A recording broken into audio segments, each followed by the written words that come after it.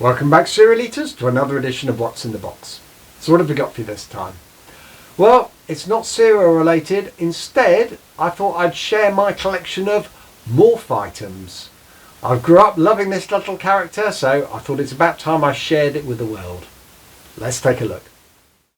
Now, I've always been a fan of Morph, right from when he was first appeared on BBC TV's Take Hart with the artist Take Hart, and he was just brilliant. I really loved him.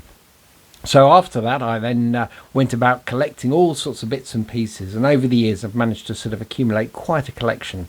So I thought really this video would be two parts really. One, just to show some of the more unusual things that are actually out there, and secondly, I thought it was a chance to actually see how to actually make a morph and all the different ways that you could potentially approach it. So hey, let's buckle up and let's start to have a look. So I've pulled together all the sort of bits and pieces into a scrapbook, as well as sort of other items I've got. And here we've got firstly autographs and pictures as well by Peter Lord and David Sproxton. They were the original creators of Morph. And here's a BBC postcard as well that I was given. Then we've got loads of these little cartoons. So these all appeared in 1980 onwards, right the way through to about 1982, I think, in the BBC Radio Times. And I went and cut all of these out so you can see them here and read all the little cartoons. And actually, after the Aardman building burnt down, I did actually arrange to get copies of all these actually to them, because they sadly lost all of their archives. So hopefully they've found a nice home. So my uncle was actually the editor on some of the very early editions of Take Hart, and really got me into it. And I remember going to his studio once and watching him actually do the editing. And then you've got some unusual things like this. This is some sort of envelopes and paper that obviously were featuring Morph, so they were starting to really think about the merchandising. Then we've got stamps. These were issued in the Isle of Man, and there was also this year in 2023 they issued the Aardman Classics with the Royal Mail, so that was a nice set. And again, I collected all the different sorts here, so you've got miniature sheets and smiley sheets and postcards and things like that. And again, finally, this is one of the other items which I really love. This is the signed picture of Morph by Take Hart from 2002. So sadly Tony's actually died now, but he was just brilliant, and I used to just love watching his TV programs. So that's all the stuff in the scrapbook, and before I turn to this stuff at the back, here's my Morph mug, which I do use, and I have my coffee out of that every morning. We've also got some Morph postcards as well that were issued, so these are quite fun. And again, there are all sorts of different cards that were available featuring various different characters from the TV series. These are all ones from the 1980s in the main. So there's 30 of those, none of which I've used. You might have also seen my little desk buddy, Morph. He's the one that's in the bookshelf at the start of all of these films. He's hidden away a little bit, but I've had him for a number of years now, so he's quite fun. And I've also got the bookends with both Morph and Chaz, holding together my son Ryan's Xbox games collection. So up next is an instructional video actually from an Aardman animator that appeared on Sky VIP during lockdown, and I recorded it because I thought it was actually quite fun. But before I do that, here are some of the other ways you can actually build Morph. So this is a Build My Morph plasticine kit. So you've got all of these bits and pieces in this box. So I haven't opened it for some time now actually. We shall do a what's in the box look, shall we?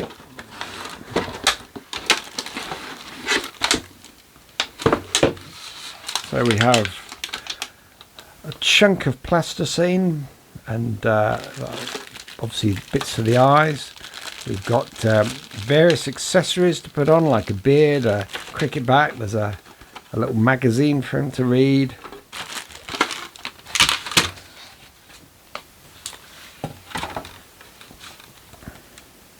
There's how to make Morph. And all the different poses that you can put him in. There's some stuff about plasticine in general. And then there was My Morph DVD. So how to model Morph DVD, which includes obviously 15 Morph episodes as well.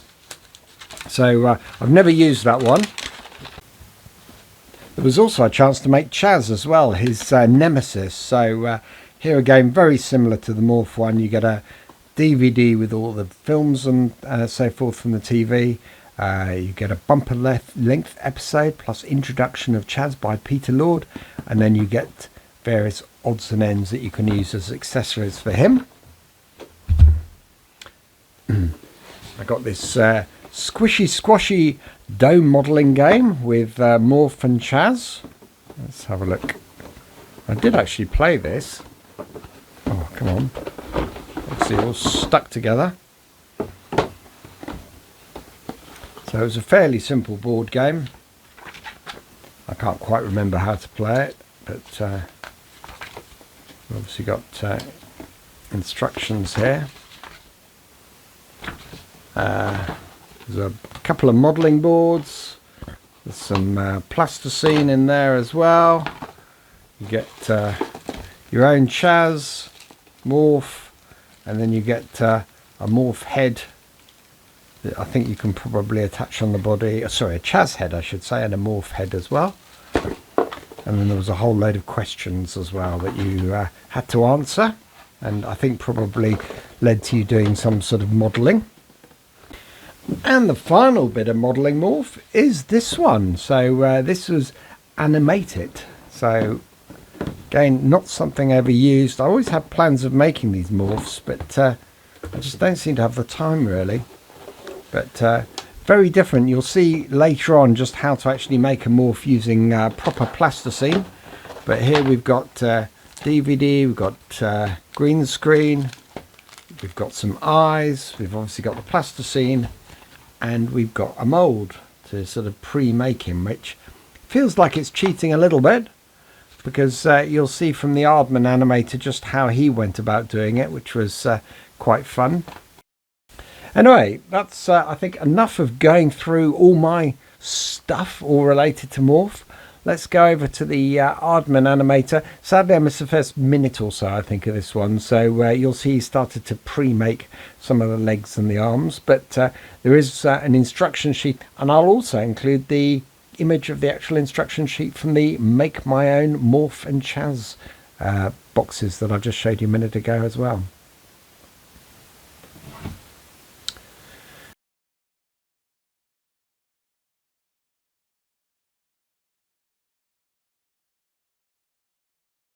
'77, and we've kind of grown up alongside each other really. So obviously, as long as I can remember, we've seen this every day. And the way we're making our morph today is exactly how you would make it in the studio. The only difference is that we would work at a rate of 8 MPD, which is 8 morphs. Get my thumb in there and my fingers in there in a claw-like position, and pinch out a nice head for our morph. So we want a nice neck. So as you can see now, we've got more of a round ball for a head, and I'm going to squeeze underneath his armpit, like so. And that's just going to give him a bit more of a torso, and also means we can squeeze out those arms a little bit. So Morph is actually not very deep. Okay, so we can make him a little bit shallower. So pushing the clay down. What we're doing is moving it around. If you find that you've got one hand bigger than the other, or one arm bigger than the other, you can then push clay into the middle and push it somewhere else. You might find that your head's a bit small, in which case push it up the body and into the head. Now we don't want to forget about legs. So I'm going to get my fingers and just push between his legs. Doesn't hurt him too much. And just squeeze up like so. And you can see I've got one leg shorter than the other at the moment. So I'm going to then squeeze and push. Can you see that I'm going left, right, and all the corners? So we don't want a gingerbread person, we want a nice round sausagey limb. So that's what we're really aiming for. So you can see we've gone from a starfish to something that looks a little bit more like a little person. So here we have Morph over here. You can see how he's evolving and how he's changing as well. So hopefully yours are looking something like this along the way. Like so, and it should start to come together. As I say, try and make your legs both the same size and your arms nice and level. So we're building them with the arms stretched out at the moment, like Angel of the Morph. So that's what we're aiming for at the moment. And then we can pose our morph later on. This way you can judge if your arms are the same length as well. So that's the important thing. It's a bit of symmetry at this stage. And then what we're going to move on to in a little bit later on. I've got Aardman has asked a question. He says, how can he fix the cracks or breaks on his morph? Well, the first thing to say is if you keep your clay nice and warm, it shouldn't happen too much. If you do make an extreme bend in your clay, then it will crack sometimes. And what you can do, if I make I'm going to use this tool here.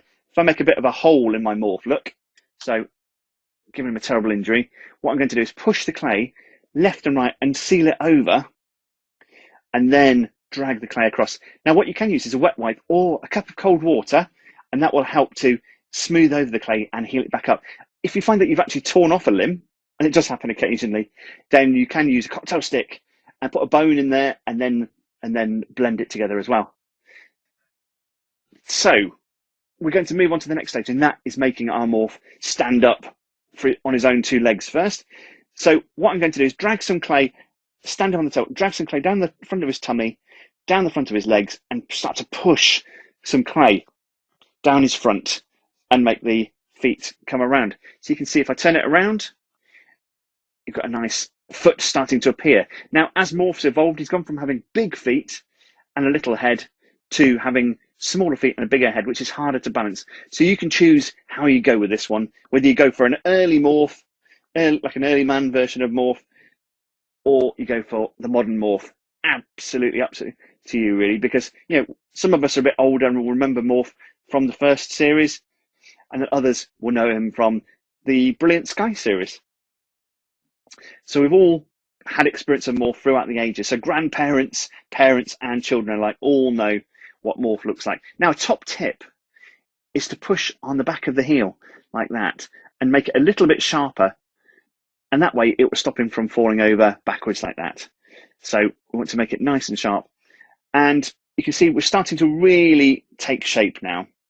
And again, you can elongate the legs if you find them getting a little bit short. Get your fingers up there and hoik that crotch area up. And you can put knees on later on if you want to.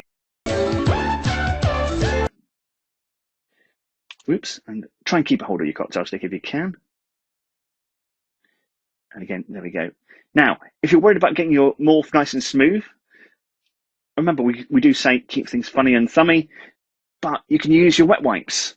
They're a ready-made tool there, so give them a wipe over the surface and then run your fingers over the surface, and that will then help to smooth it in.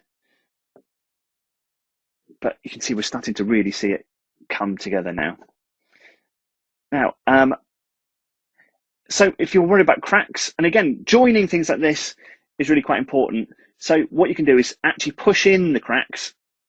So if I do this on his tummy, and I make an indent like so, and you've got a bit of a crack, if you push the clay from both sides in to the stomach, like so, and make a kind of suture line, and then you can smooth it over. And that will really help.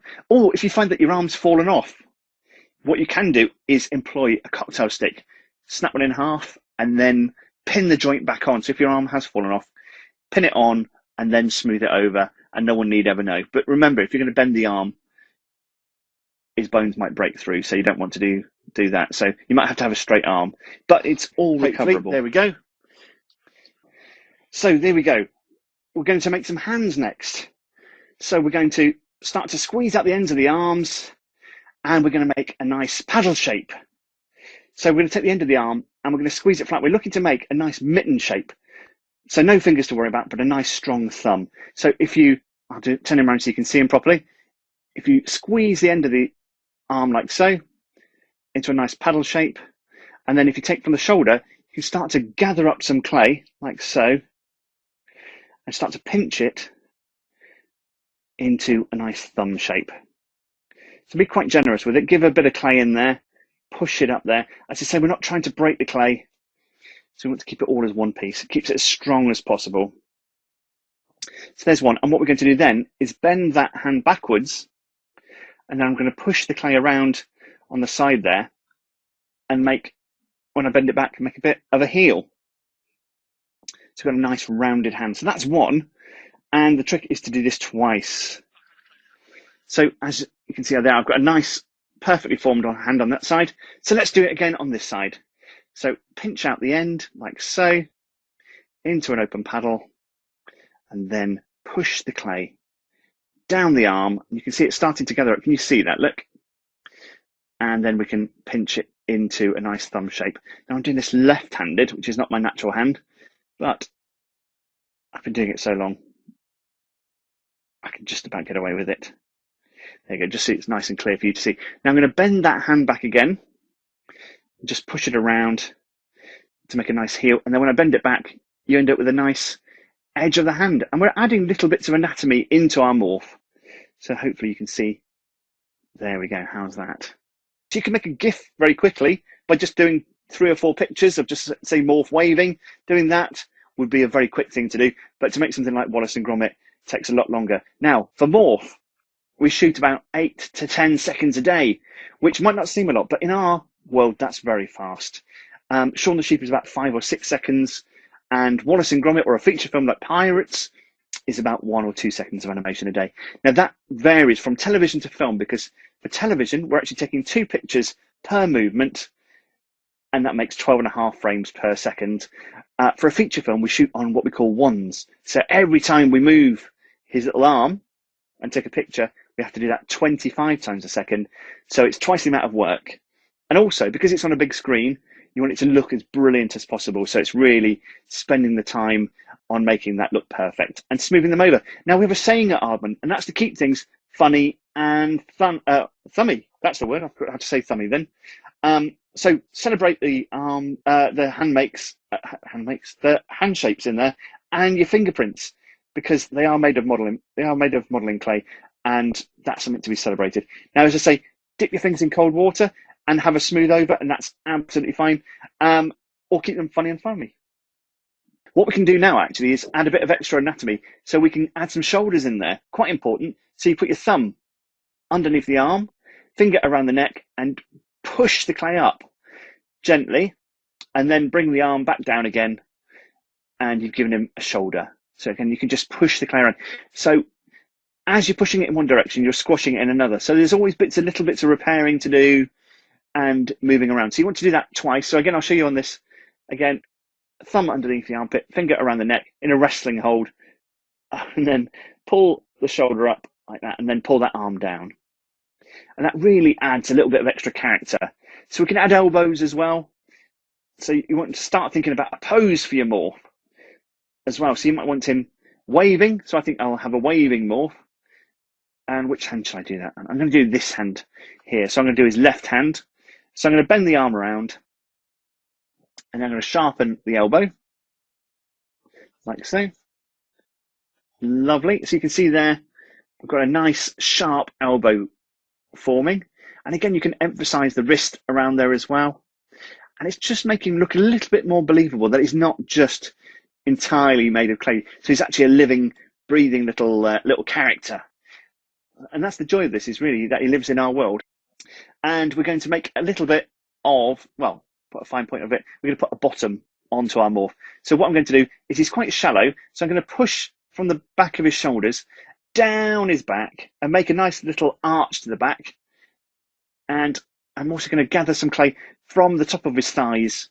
I think we all wish we could do this to a point. And do a little bit of plastic surgery and give him a round bottom.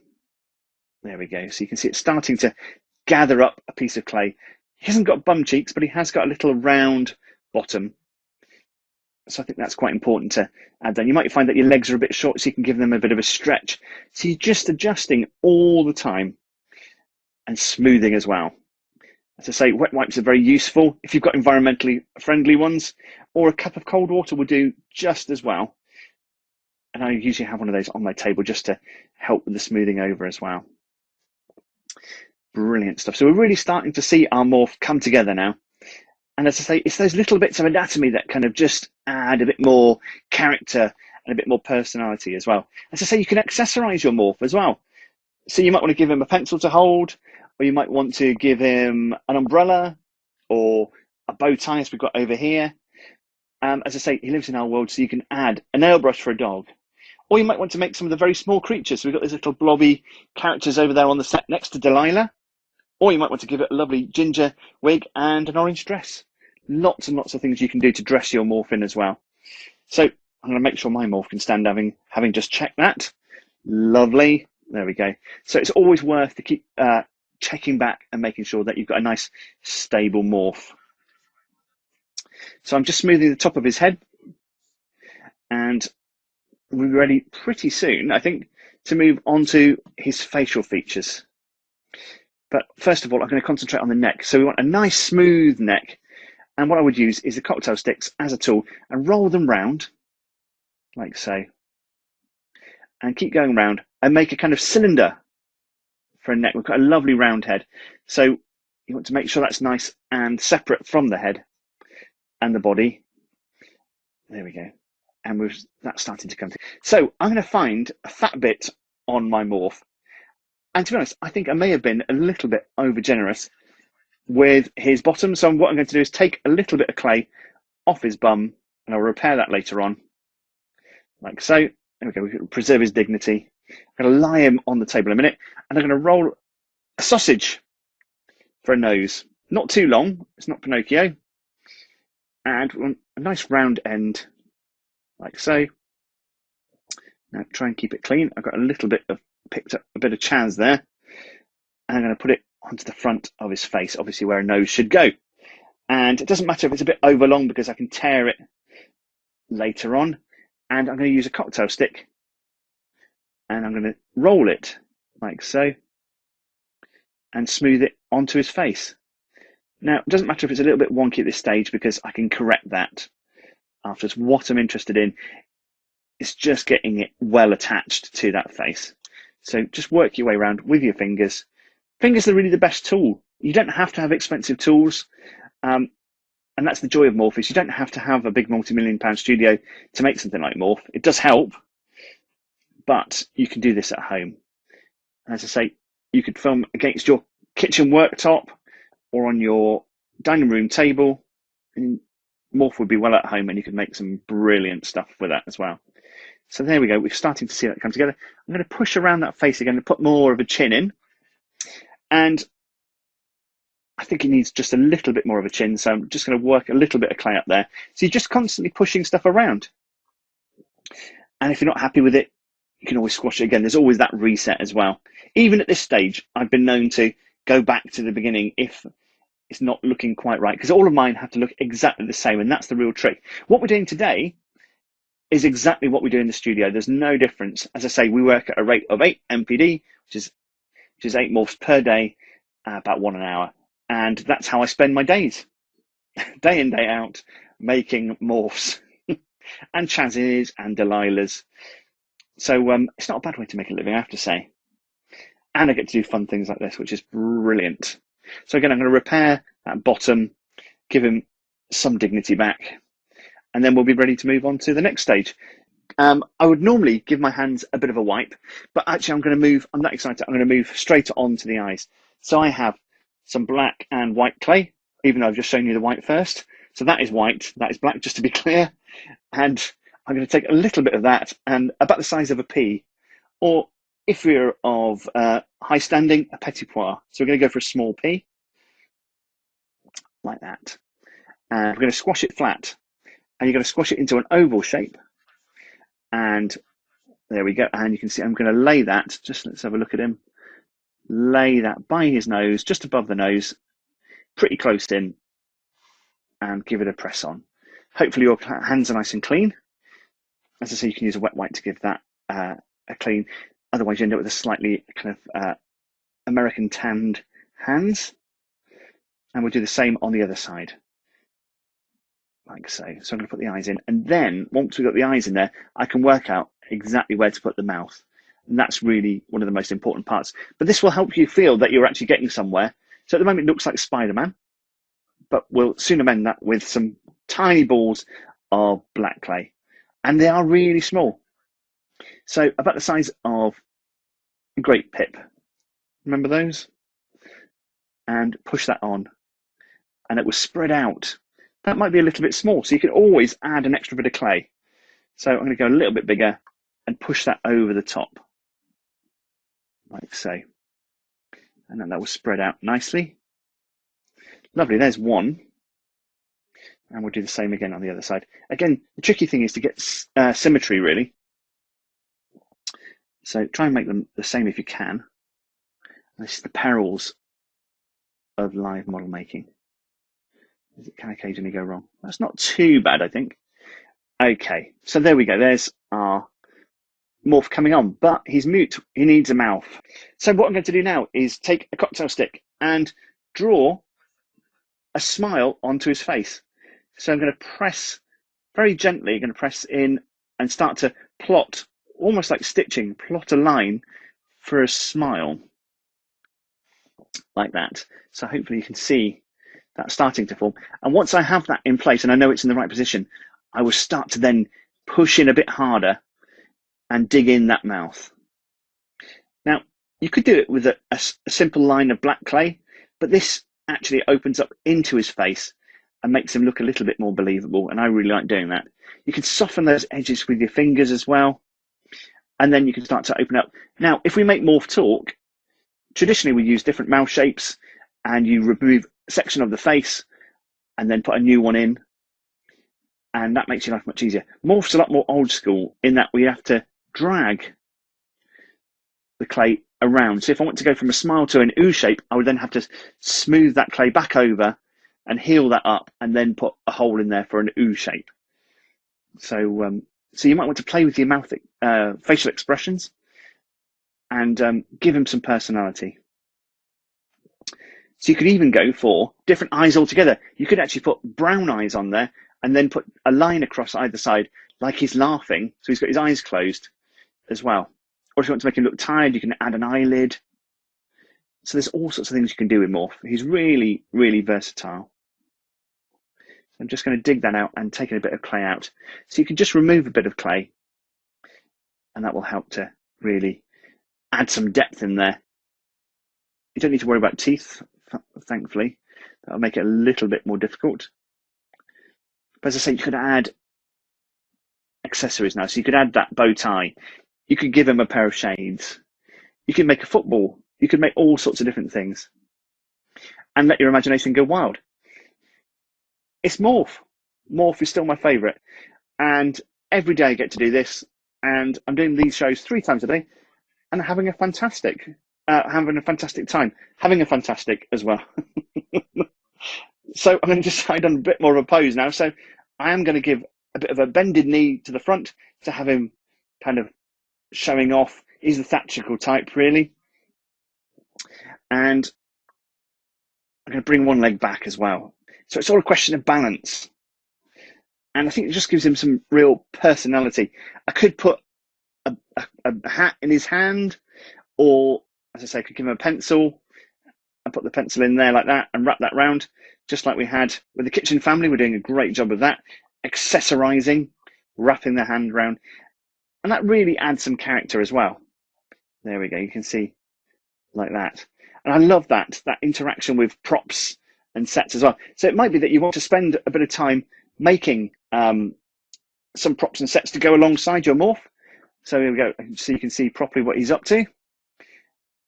As I say, you could add a straw boater or have an ice bun in his hand as well. That would be absolutely fantastic.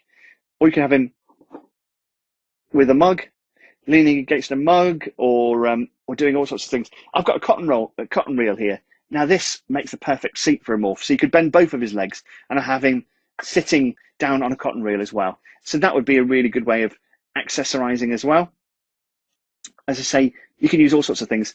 In the real set, we actually use Brillo pads as a sofa. So that's something you could actually think about as well. So range your kitchen cupboards with parents' permission, and you could really build a fantastic set there to photograph your morph. So I hope you enjoyed that, and it's maybe inspired you to go and get some plasticine and make some morphs yourself. One of these days I might get around to actually making one and trying to do some films, but they certainly won't be up to the standard of Peter Lord's version, I'm sure. Anyway, have fun, and if you enjoy this video, please like and share it, and don't forget to subscribe.